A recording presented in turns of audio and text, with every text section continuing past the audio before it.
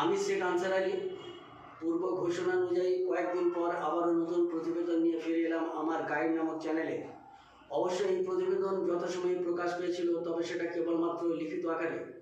যাক, আজকের শিরোনাম: আরামবাগ টিভিকে দেওয়া সাক্ষাৎকারের ভিত্তিতে 1-10-2022 তারিখে পদ্মশ্রীপ্রাপ্ত অধ্যাপক কাজী মাসুম আক্তারের প্রতি। বিশ্বকবি রবীন্দ্রনাথ ঠাকুরের জন্য ভারতবাসী হিসেবে আমরা গর্বিত, বাঙালি হিসেবে তো বটেই। যাক, সে কথা। এখন তার ভারতীয় কবিতায় ভারতীয় সংস্কৃতি, চিরাচরিত উদারতার কথা প্রকাশ পেয়েছে। এছাড়াও আরও হয়তো অন্যান্য দিকও থাকতে পারে। তবে এক অধ্যাপক ছাত্রছাত্রীদের উদ্দেশ্যে ওই কবিতা সম্পর্কে নোট দিতে গিয়ে এটাও লেখালেন, রবীন্দ্রনাথ ঠাকুর মানবতাকে ধর্মের উপরে স্থান দিয়েছেন।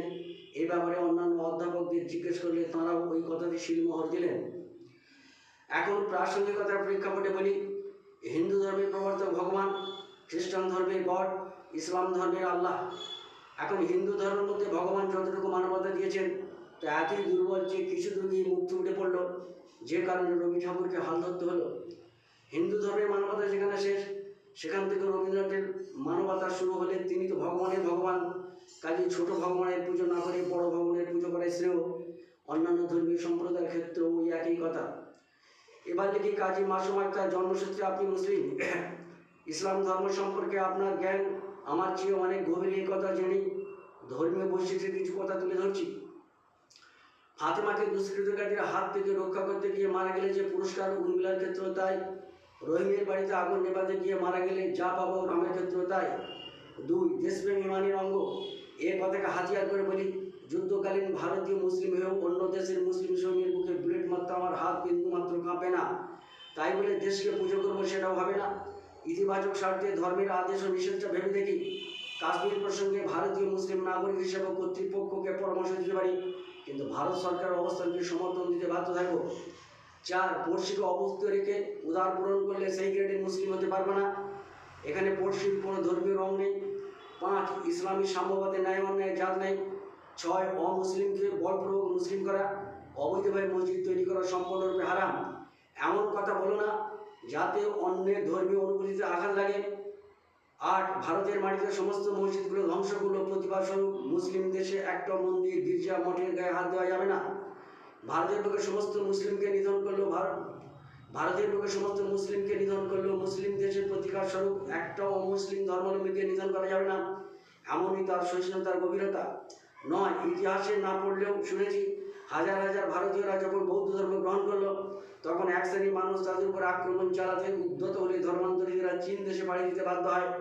কারণস্বরূপ বোঝা যায়, অসহায় ধর্মান্তরিতরা আশ্রয় দেওয়ার বিধান অহিংসার মোড়কে ঢাকা বৌদ্ধ ধর্মে ছিল না। কিন্তু আমার ডাকে মানুষ আসবে, অথচ তাকে রক্ষা কবচ দিতে পারবো না, এই বিধান ইসলামে নেই বলে সে আত্মরক্ষার স্বার্থে সংগঠন করে অসহায়দের সহায়তা দান করার কথা বলে। 10.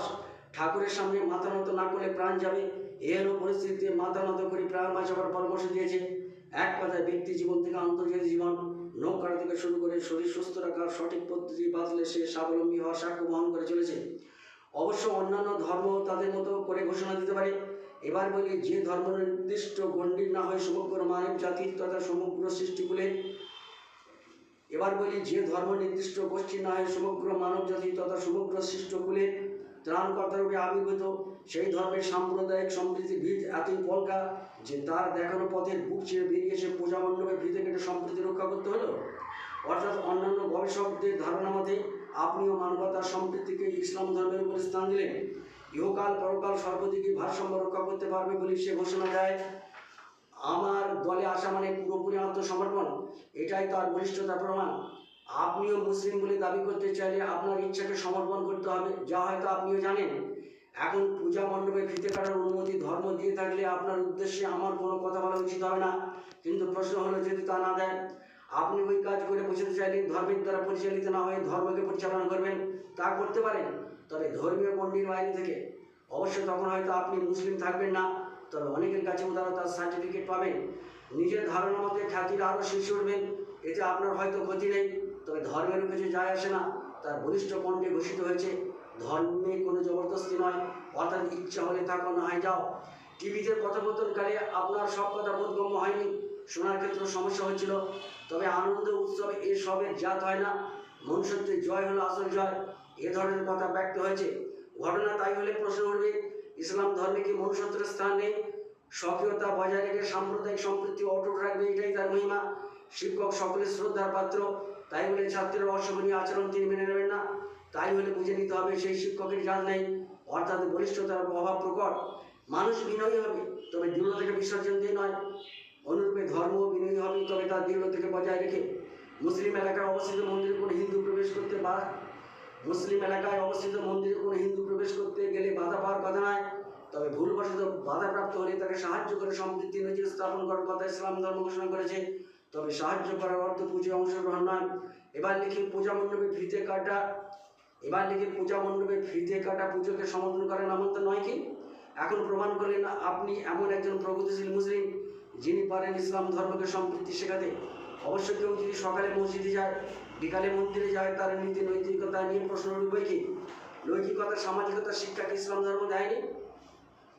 যাই হোক, আপনার হোয়াটসঅ্যাপ নাম্বার না জানায় আমার এই প্রতিবেদন আরামবাগ টিভিতে পাঠিয়েছিলাম। ভেবেছিলাম কর্তৃপক্ষ বিষয়টা আপনার নজরে আনবে, কিন্তু তেমন কিছু ঘটেনি। অবশ্য এ সম্পর্কে আরও কিছু কথা অন্য